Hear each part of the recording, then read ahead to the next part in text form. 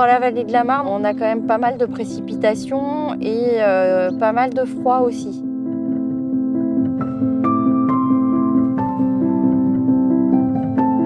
Le gros problème sur notre cépage et la vallée, ça va être le mildiou. Il est sensible au mildiou, à l'humidité, et notre terroir est humide.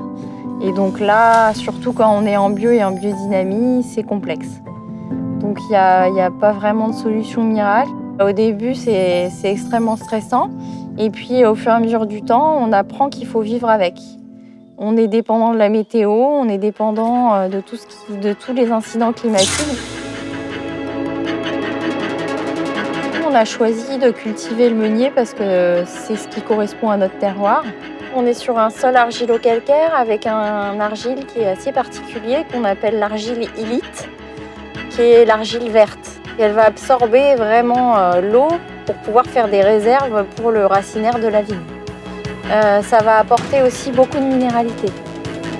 Dans la mémoire des gens et dans ce qui se dit encore aujourd'hui, le meunier apporte le fruit, donc le pinot noir, la puissance, et le chardonnay, l'élégance. Et le meunier est là que pour apporter du fruit, donc dans sa jeunesse. Nous, on a essayé de prouver le contraire.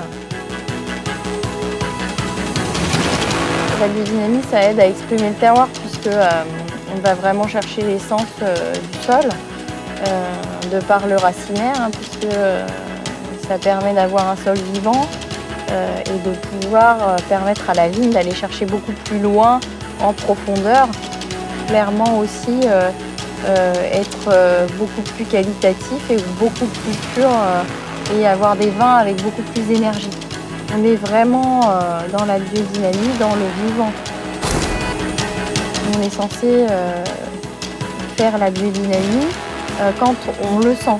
Donc il faut aussi avoir une intention soi-même. Donc c'est beaucoup de choses, mais après ça fait partie d'une philosophie. Et je pense qu'aujourd'hui c'est aussi un moment qu'il faut prendre pour soi et c'est aussi agréable. Et la biodynamie, on le fait nous-mêmes parce que c'est un moment de partage avec son environnement, avec sa vigne.